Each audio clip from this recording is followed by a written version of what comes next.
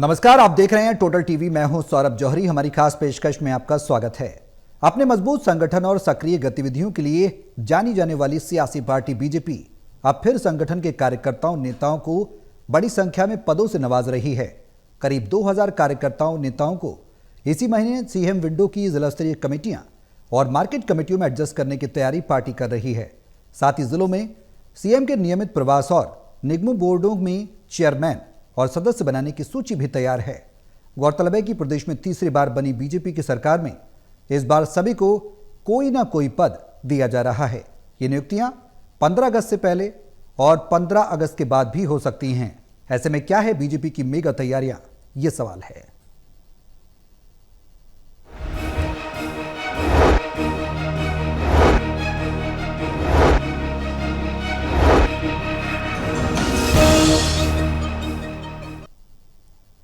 तो बीजेपी में पदों की बम्पर बारिश होने जा रही है। 2000 से ज्यादा कार्यकर्ताओं को पद मिलेंगे, ये जानकारी है। और सीएम विंडो और मार्केट कमेटियों में भी एडजस्टमेंट पार्टी करने जा रही है। हर कार्यकर्ता को सम्मान मिलेगा। पार्टी का ये पहला कहीं ना कहीं कदम देखने को मिल रहा है चर्चा के बाद। और संगठन विस्तार में पार्टी जुटी है। जहां एक तरफ कांग्रेस अपना संगठन भी नहीं खड़ा कर पा रही, तो वहीं बीजेपी तैयारियों को और धार देती नजर आ रही है। क्या है मेगा तैयारियां पार्टी की और आगे रणनीति क्या कहती है बीजेपी की, ये सवाल है जिनके जवाब तलाशेंगे। हमारे सहयोगी हमारे साथ मौजूद हैं। हिसार से टोटल टीवी के acid editor doctor Mahesh Kumar, Panipat से टोटल टीवी के एसिड एडिटर दिविन कथुरिया और वरिष्ठ पत्रकार वीरेंद्र सोनी जी हमारे साथ चर्चा में बने हुए हैं। आप सभी के साथ चर्चा आगे बढ़ाऊंगा, लेकिन उससे पहले एक रिपोर्ट देखिए, फिर करेंगे चर्चा शुरू।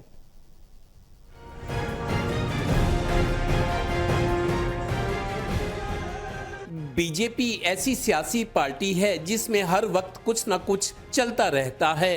हर रोज नई गतिविधि, नई खबर। अब ताज़ा खबर यह है कि 15 अगस्त से पहले करीब 2000 कार्यकर्ताओं नेताओं को कमेटियों में एडजस्ट करने की तैयारी हो रही है। ये कमेटियां सीएम विंडो से संबंधित और मार्केट कमेटियां हैं। इनमें अध्यक्ष, सचिव, सदस्य जैसे पद होते हैं। जैसे सीएम विंडो की जिला कमेटियों का काम सीएम विंडो पर गई शिकायतों का स्थानीय स्तर पर दोनों पक्षों को बिठाकर उनका फैसला करवाना होता है, ताकि सरकार और सीएम विंडो की जय जयकार होती रहे। इसी तरह मार्केट कमेटियों में चेयरमैन, वाइस और इनके नीचे के पद होते हैं। यानी 2000 से ज्यादा कार्यकर्ताओं नेताओं को एडजस्ट करने की तैयारी। हमारे बहुत सारे दिवस होते हैं। डॉक्टर डे होता है, श्रमिक डे होता है, और जितने भी खेल दिवस होता है, योग दिवस होता है। और भारतीय जनता पार्टी हमेशा से सभी दिनों को मनाने का काम करती है। बहुत सारे ऐसे सामाजिक दिन भी होते हैं, हम उन सबको भी मनाने का काम करते हैं। और 15 अगस्त का हमारा जो देश की आज़ादी का जो पर्व हम मनाते हैं, और हम मानते हैं इससे बड़ा कोई पर्व देश के लिए हो नहीं सकता। गौरतलब है कि प्रदेश में तीसरी बार बनी बीजेपी की सरकार इस बार सबको कुछ ना कुछ देना चाहती है। किसी को कुछ, किसी को कुछ। 14 अगस्त को मनाए जाने वाले विभाजन विभीषिका दिवस और उससे पहले जिलों में 8 अगस्त को हो रहे सम्मान समारोह के लिए संयोजक के साथ साथ सह संयोजक बनाए गए हैं। 15 अगस्त से सीएम के जिलों में नियमित प्रवास शुरू हो रहे हैं और 15 अगस्त के बाद बोर्ड, निगमों और कमीशन में चेयरमैन और सदस्यों के पद भरे जाएंगे। यानी लगे रहो, कांग्रेस की तरह अस्त व्यस्त मत रहो, मस्त रहो, व्यस्त रहो। Haryana bureau, total news. तो संगठन को मजबूत करने के लिए और सक्रिय गतिविधियों के लिए पार्टी अक्सर जानी जाती है। इस बार तैयारियां क्या कुछ कहती हैं, क्या हर कार्यकर्ता को सम्मान देगी पार्टी, जैसा कहती भी रही है। और उसके बड़े बड़े उदाहरण हमने प्रदेश स्तर पर और केंद्रीय स्तर पर देखे भी हैं। इस बार की तैयारियां क्या हैं और सीएम विंडो और मार्केट कमेटियों को लेकर किस तरह की रणनीति पार्टी बना रही है। देवेंद्र, शुरुआत में आपसे ही कर रहा हूं, क्या कुछ लग रहा है बीजेपी की तैयारियों में, कितना धार पार्टी देती नजर आ रही है? देखिए सौरभ, 2014 में मोदी जी की लहर उठी थी इस देश में। मोदी जी की बीजेपी की लहर आई थी, सरकार बन गई। उसके बाद जो चुनाव हुए 2019 में, 2024 में, लोकसभा के और विधानसभाओं के, उसके बाद 14 के बाद 2019 के जो चुनाव हुए, बीजेपी ने अपने आप को संभाला, संवारा, जो कमियां थी उनको दूर किया, संगठन को इतना मजबूत कर दिया कि विपक्ष कहीं टिक ही नहीं पा रहा था। हालांकि 19 से जो 2019 में चुनाव हुए लोकसभा विधानसभा के, बीजेपी ने बहुत विस्तार किया और जैसा अमित शाह कहते थे कि दुनिया की सबसे बड़ी पार्टी, सबसे बड़ा राजनीतिक संगठन, वैसा कर भी दिखाया।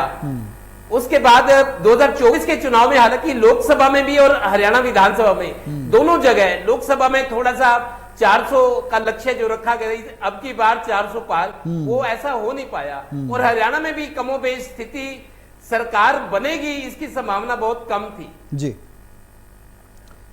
ठीक है। एंटी इनकम्बेंसी वाला फैक्टर था और चीजें थी, कांग्रेस की संभावनाएं बनी हुई थी, लेकिन तब भी बीजेपी ने खुद को संभाला, अपनी कमियां दूर की, एक सॉलिड रणनीति बनाई और विपक्ष की कमियों का, उनकी कमजोरियों का फायदा उठाया और चमत्कार करके दिखा दिया। लिहाजा अब 24 में भी सरकार नहीं, 2029 की बात हो रही है। लेकिन अब मेरे को लगता है, अब आज एक कांग्रेस नेता की एक प्रतिक्रिया, टिप्पणी कहिए, एक कांग्रेस नेता से बात हो रही थी जी, वो कहने लगा देश में जल्दी राजनीतिक भूचाल आने वाला है।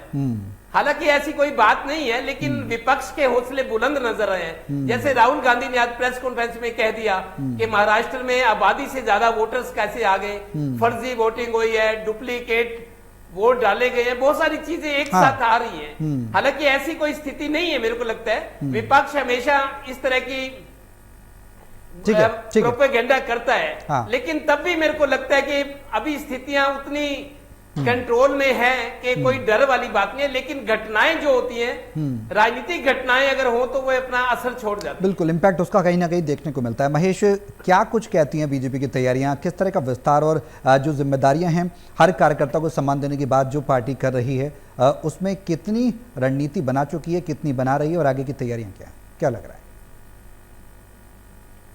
पीछे चले जाएं और हरियाणा जनित कांग्रेस के वक्त को याद करने की कोशिश करें तो कुलदीप फ्रंट सीट पर थे और भारतीय जनता पार्टी जो है बैक सीट पर थी। उस वक्त गैर जाट वोटों का ध्रुवीकरण अगर कोई हरियाणा प्रदेश में कर रहा था तो कुलदीप बिश्नोई कर रहे थे। लेकिन यह अलग बात है कि वो भारतीय जनता पार्टी के साथ गठबंधन में खुद लोकसभा का अपना चुनाव हार गए थे, जिसकी वजह से काफ़ी परेशानियों का सामना कुलदीप बिश्नोई को करना पड़ा। और मोदी की रैली वो उस वक्त करवाने के लिए तैयार नहीं थे। उन्हें लगता था कि गैर जाट चेहरे में सबसे बड़ा चेहरा तो उन्हीं का है, तो ऐसे में भारतीय जनता पार्टी के पास क्या है। लेकिन उस वक्त में भी भारतीय जनता पार्टी के जितने भी कार्यकर्ता हैं उनके पास कोई ना कोई पद जरूर हुआ करता था। और जिस वक्त हरियाणा विधानसभा में 1, 2 या 3 विधायक जो है भारतीय जनता पार्टी के हुआ करते थे, उस वक्त भी ये कहा करते थे, हम लोग भी भारतीय जनता पार्टी के लोगों को अक्सर मजाक में ये बात कहा करते कि भारतीय जनता पार्टी के किसी भी शख्स को अगर कंकर उठा के मारेंगे तो पदाधिकारी को ही लगेगा। तो हंसा करते थे उस वक्त, क्योंकि हर एक कार्यकर्ता के पास कोई ना कोई पद जरूर हुआ करता था। मुझे लगता है कि भारतीय जनता पार्टी आज भी उसी आइडियोलॉजी पर चलना चाहती है। जो भी सक्रियता के साथ भारतीय जनता पार्टी के कार्यालय में हर रोज पहुंच रहा है, किसी भी तरह की भूमिका का अदा करने की कोशिश कर रहा है, तो उसे कोई ना कोई पद जरूर दे दिया जाए। आप ये देखिए कि मोदी मन की बात करते हैं तो उसके लिए भी एक प्रभारी जो है नियुक्त कर दिया गया है कि मैनेजमेंट कौन करेगा, कुर्सियों की व्यवस्था कौन करेगा और मोदी के मन की बात कार्यक्रम को ज्यादा से ज्यादा लोगों तक कैसे पहुंचाया जा सकता है। इसको लेकर भी एक पद का सृजन जो है भारतीय जनता पार्टी की तरफ से कर दिया गया। इसके अलावा जो शैडो ऑर्गेनाइजेशंस हैं वो बहुत ज्यादा भारतीय जनता पार्टी में आज से नहीं है, हमेशा से हैं। तो ऐसे में यहाँ उन तमाम ऑर्गेनाइजेशंस के बूते भारतीय जनता पार्टी, और उससे भी बड़ी बात आरएसएस के संगठन के बूते भारतीय जनता पार्टी अपनी जो चुनावी जमीन है वो मजबूत कर लेती है। अब भारतीय जनता पार्टी के पास ये ऑप्शन है कि वो चेयरमैन को बनाए। इसके अलावा जो सीएम विंडो की बात चल रही है उसमें भी काफी ज्यादा लोगों को एडजस्ट किया जा सकता है। तो भारतीय जनता पार्टी 2000 नहीं, अगर बीजेपी के लोग ये लक्ष्य रखें कि 20,000 लोगों को एडजस्ट करना है तो भारतीय जनता पार्टी के रणनीतिकार उसमें भी सक्षम हैं। 20,000 लोगों को भी एडजस्ट वो कर सकते हैं, क्योंकि ये भारतीय जनता पार्टी की खूबी है कि वो किसी भी कार्यकर्ता को बिना जिम्मेदारी के नहीं रहने देती है। किसी भी तरह के कार्यकर्ता की जिम्मेदारी उनकी तरफ से दी जाए, नाम कुछ भी हो, लेकिन वो कोई ना कोई पद देने में सक्षम है। ये गलती कांग्रेस पार्टी के से होती है कि जो कांग्रेस पार्टी का सेवा दल हुआ करता था वो पूरी तरह खत्म हो गया। अखिल भारतीय कांग्रेस कमेटी की बात की जाए तो वो कमजोरी की स्थिति में नजर आई।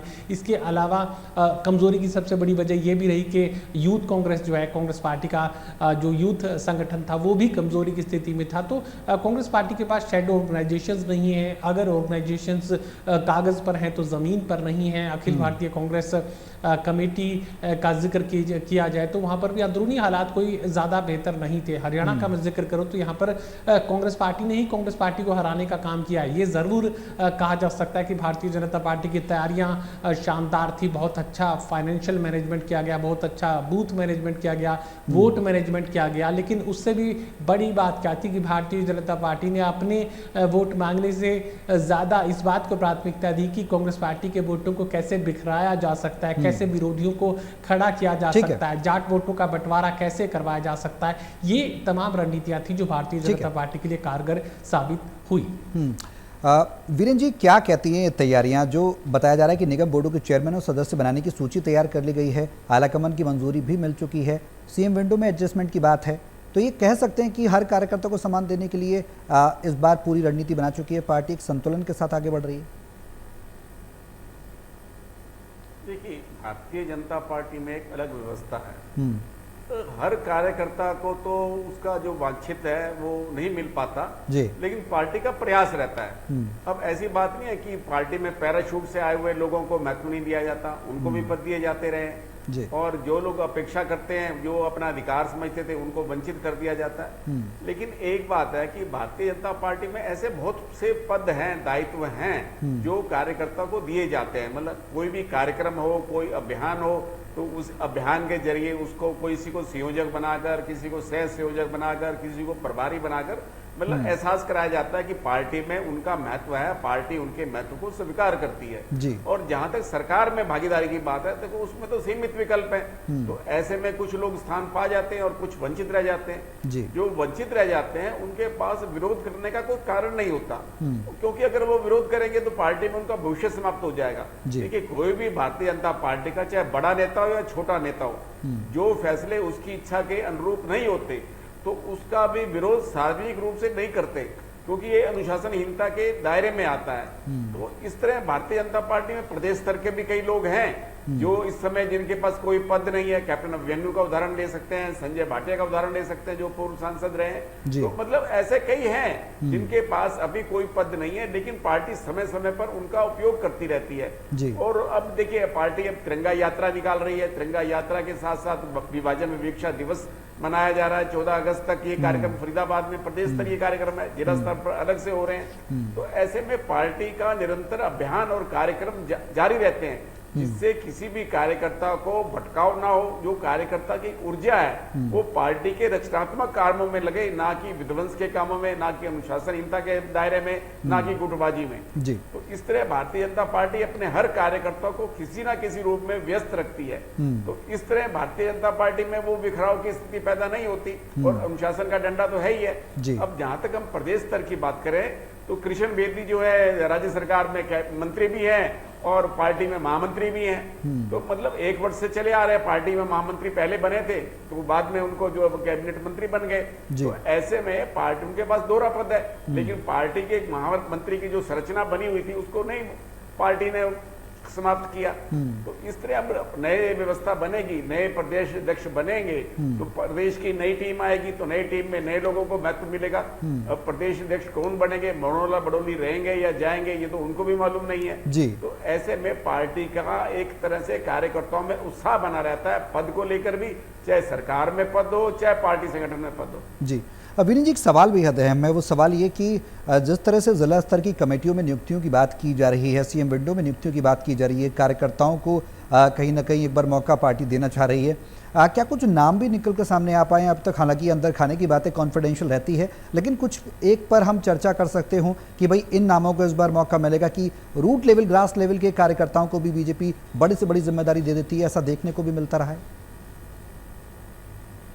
देखिए, जहाँ तक चेयरमैन्यू की बात है वो तो प्रदेश स्तर के नेता या जिला स्तर के नेता हैं, उनका दावा बनता है, वो अपनी पात्रता सिद्ध करते हैं जी। और जहां तक देखिए सीएम विंडो में एमिनेंट पर्सन की बात है, हालांकि देखिए चाहे हम पार्षदों की, मनोनीत पार्षदों की भी बात करें जी, तो उसमें सरकार में ये व्यवस्था है कि उन लोगों को मनोनीत किया जाएगा जो नगर निगम के कार्यों में दक्ष होंगे, जो विशेषज्ञ होंगे, जो अपने अनुभव से निगम को लाभान्वित करेंगे।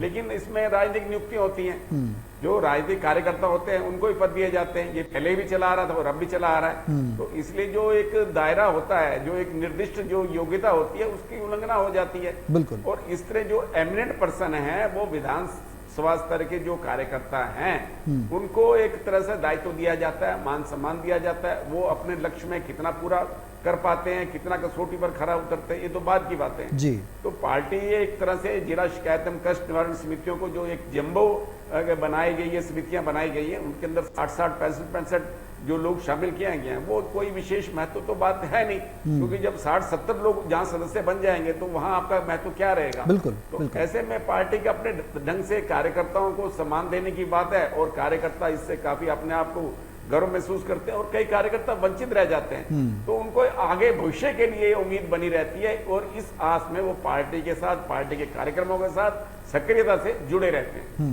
अब बिल्कुल देवेंद्र, अब आगे अगर हम बात करें तो आप भूचाल की बात कर रहे थे। कोई कांग्रेस कार्यकर्ता, कांग्रेस नेता ये बता रहा है कि राजनीतिक भूचाल आएगा। किस तरह के भूचाल की बात है? क्योंकि तैयारियां तो हो रही हैं बीजेपी की, एक से बढ़कर एक, संगठन को और विस्तार दिया जा रहा है, मजबूती से संगठन को आगे बढ़ाया जा रहा है, और पार्टी जो है एक तरीके से ट्रिपलिंग भी लगा चुकी है, तीसरी बार सरकार भी बना चुकी है, पूरी तरह से मजबूती में है। तो किस तरह के भूचाल की बात कांग्रेस कर रही है? बेईमानी से लगती है। सौरभ, ऐसे हालात तो नहीं है, पर कुछ कुछ लगता है कि कुछ कुछ शायद उनकी वो इस तरह का प्रोपोगेंडा तो कर रहे हैं, लेकिन अभी मैं आपको आज बात बताऊं, सूत्र बता रहे हैं कि मल्लिकार्जुन खड़गे जो राष्ट्रीय अध्यक्ष हैं, उनको पूरा विपक्ष, कांग्रेस चूंकि सबसे बड़ी लोकसभा में विपक्ष की पार्टी है, मल्लिकार्जुन खड़गे को उपराष्ट्रपति पद का उम्मीदवार बनाया जा सकता है। मल्लिकार्जुन खड़गे को पूरा विपक्ष, ये सूत्रों से आई खबर है कि विपक्ष कुछ ऐसा करना चाहता है कि बीजेपी के लिए मुश्किल ही खड़े हो जाए। क्योंकि अभी देखिए, लोकसभा के चुनाव को अक्टूबर में, मई में हुए थे, अभी जुलाई चल रही है, करीब 1.25 साल हुआ है, उन्हें 4 साल पड़े चुनाव को। लेकिन विपक्ष जिस तरीके से मुद्दे उठा रहे हैं, तेजस्वी यादव उठा रहे हैं, अखिलेश यादव उठा रहे हैं, आज राहुल गांधी ने प्रेस कॉन्फ्रेंस करके ये कह दिया, देखिए राजनीतिक आरोप है, राहुल गांधी ने जो आरोप लगाया प्रेस कॉन्फ्रेंस करके कि महाराष्ट्र की आबादी से ज्यादा वोटर्स कहां से आ गए। कुछ ऐसी चीजें हैं जिससे लोग सोचने पर विवश हो जाते हैं। देखिए, फौरी तौर पर बीजेपी सरकार को, बीजेपी को कोई खतरे वाली बात नहीं है, लेकिन जब कुछ घटनाक्रम शेप लेते हैं, कुछ ऐसी स्थितियां आती हैं, तो कहीं फिर अनुमान भी लगाने शुरू कर देते हैं। तो मैं फिर भी कहता हूं, जैसे कांग्रेस के मल्लिकार्जुन खड़गे की बातें अंदर खाते चल रही है कि उपराष्ट्रपति पद के उम्मीदवार हो सकते हैं, 85 साल के उपराष्ट्रपति पद का उम्मीदवार इस उम्र का ही कोई होता है। लेकिन कहीं ना कहीं अगर कोई दाव खेल रहा है विपक्ष, कांग्रेस रणनीति बना रही है, तो कहीं अगर उनका उम्मीदवार जीत नहीं पाए, जीत के करीब भी पहुंच गया, तो उसको अपनी जीत मानेगा विपक्ष। ठीक है। तो अंदर खाते अभी एक खबर, मैं नहीं कहता, इसकी पुष्टि नहीं कर रहा, कांग्रेस के हवाले से खबर आई कि गौतम अदानी ने इस्तीफा दे दिया है अपने पद से। उससे पूछा गया ऐसा क्यों कह रहे हैं, अमेरिका के खिलाफ, उनके खिलाफ कोई जांच चल रही है, शायद कुछ बड़ा एक्शन हो सकता है। और कांग्रेस नेता ये भी कह रहे हैं कि अगले 1-2 हफ्ते में बहुत बड़ा कुछ होने वाला है। क्या होने वाला है वो हर आदमी, देखिए लोकतंत्र है, जिसकी समझ है, जिसकी सोच है, जिसके संपर्क है, वो सोच सकता है। लेकिन कांग्रेस इस तरह की बातें फैला रहे हैं कांग्रेसी कि 1-2 हफ्ते में बड़ा कुछ देश में होने वाला है। अब ये प्रोपोगेंडा है या ऐसा कुछ होता दिख रहा है, वो अनुमान लगाए जा सकते हैं। महेश, कांग्रेस को हमने विधानसभा चुनाव के दरमियान जब परिणाम आने वाले थे तो भी ये कहते सुना था कि सीएम को लेकर भी वो चर्चा कर रहे हैं कि किसको बनाया जाए, किसको न बनाया जाए, लेकिन बाजी पूरी तरह से पलट गई। अब जो धांधली की बात उठ रही है, ऐसी परिस्थितियों में जो सिलेक्शन है पार्टी का, बीजेपी का, उस पर क्या कोई इफेक्ट पड़ने वाला है? क्या कुछ इफेक्ट पड़ सकता है? क्या कुछ इफेक्ट पड़ता नजर आएगा? जो राहुल गांधी सदन में लगातार मुद्दे भी उठा रहे हैं, कांग्रेस की आवाज़।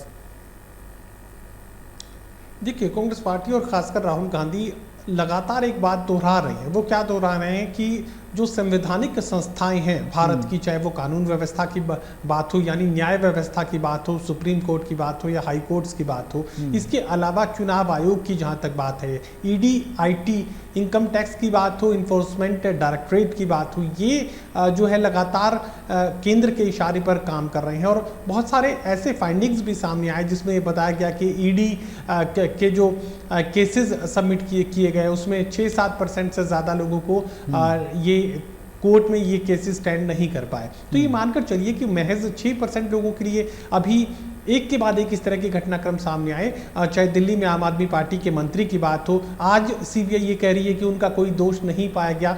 आप किस तरीके का सलूक जेल में रखकर एक आम आदमी पार्टी के मंत्री के वीडियोस जो है जारी करवा रहे थे और ये साबित कर रहे थे कि किस तरीके से आराम वो कर रहे हैं जेल में। आज आप ये कहते हैं कि उनका कोई दोष नहीं था, तो इतनी बड़ी सजा जो उन्हें दी गई उसका दोषी आखिर कौन है? तो ये कुछ घटनाक्रम ऐसे हुए हैं जिनके बाद ये लगता है कि जो संवैधानिक संस्थाओं को लेकर जो सवाल राहुल गांधी उठा रहे हैं, कहीं उनमें कोई सच्चाई तो नहीं है। अब ये जो सवाल राहुल गांधी दाग रहे हैं, चुनाव आयोग पर दाग रहे हैं, कितनी सच्चाई के साथ जो है इसका जवाब चुनाव आयोग की तरफ से दिया जाएगा, ये सबसे महत्वपूर्ण रहेगा देखने में। लेकिन फिलहाल राहुल गांधी पहले भी मुद्दे उठाते रहे हैं, एक बार फिर से उठाया गया है। इस तरह के आंकड़े पहले भी राहुल गांधी लेकर आए थे, लेकिन चुनाव आयोग ने सिरे से दरकिनार किया और इस बात को एक तरीके से अनसुना कर दिया। अब देखना होगा कि आगे किस तरीके का जवाब जो है चुनाव आयोग की तरफ से दिया जाएगा। लेकिन फिलहाल तैयारियों के लिहाज से अगर समझने की कोशिश की जाए तो भारतीय जनता पार्टी की जो चुनावी तैयारियां होती हैं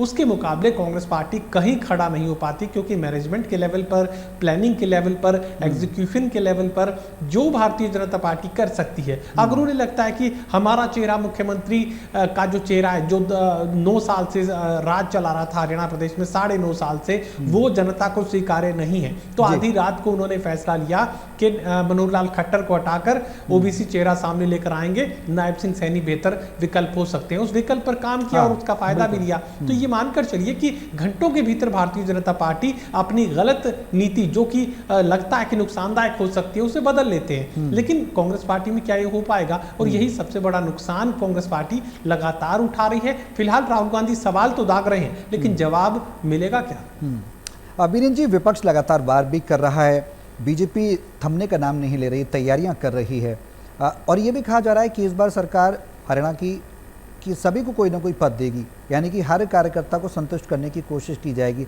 जैसे बीच में हमने देखा था कि नाराजगी भी देखी गई थी, तो मान मनोबल का दौर भी शुरू हो गया था विधानसभा चुनाव के दरमियान। तो इस बार क्या सभी कार्यकर्ता, सभी बीजेपी के जो नेता जो आस में बैठे हैं, काफ़ी लंबे अरसे से आस में बैठे हैं, पूरे दृढ़ संकल्पित होकर पार्टी के लिए काम करते हैं, उनको संतुष्ट कर पाएगी पार्टी? ऐसा कह सकते हैं जो तैयारियां पार्टी की चल रही हैं, और सबको चुन लिया जाएगा, ये भी संभव नहीं है? देखिए, पार्टी में मोहनलाल ब्रोडी जी ने कहा था कि जो दूसरे दलों से लोग आने वाले हैं वो 2 वर्ष के लिए पहले संगठन का काम करें, हाँ। उसके बाद उनको जो है पद दिए जाएंगे जी। लेकिन ये व्यवस्था बनती है लेकिन लागू नहीं हो पाती। और ये भी तय किया गया था कि जो लोग दूसरे दलों से आएंगे उनकी पहले स्क्रीनिंग कमेटी बनी हुई थी कि वो उस पर विचार करेगी, लेकिन ये सब बातों पर अमल होता नहीं है जी। और जो प्रभावशाली लोग होते हैं वो किसी ना किसी लॉबिंग करके पद पा जाते हैं, लेकिन ज्यादातर प्रयास रहता है पार्टी के निष्ठावान और समर्पित कार्यकर्ताओं को ही पद दिए जाएं।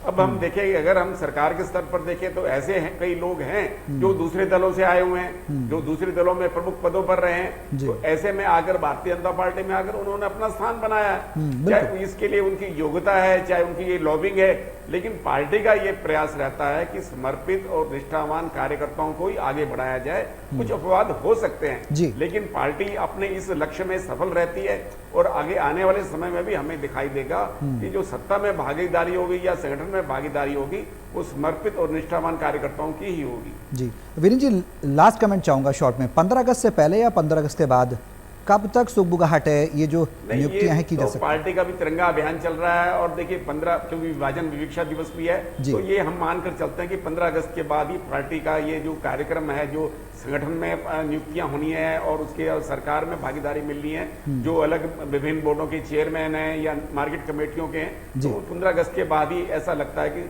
संभव है कि 15 अगस्त के बाद ही हो। चलिए, बहुत शुक्रिया आप सभी का हमारे साथ इस चर्चा में शामिल होने के लिए। बीजेपी में लगातार बंपर पदों की तैयारी चल रही है कि बंपर कार्यकर्ताओं को पद दिए जाएंगे। 2000 से ज्यादा कार्यकर्ताओं को इस बार पार्टी संतुष्ट करने में जुटी हुई, जिस पर सीएम विंडो से लेकर मार्केट कमेटियां तक हैं, उनमें नियुक्तियां की जानी हैं। ऐसे में पार्टी आगे की रणनीति क्या कुछ बनाती है, किसको क्या जिम्मेदारी देती है, क्या हर कार्यकर्ता को पार्टी संतुष्ट कर पाएगी, ये भी सवाल है। आगे की तस्वीर धीरे धीरे साफ होगी जब आगे की मेगा तैयारियां चलेंगी। मेरे साथ इस खास पेशकश में अभी के लिए बस इतना ही। नमस्कार।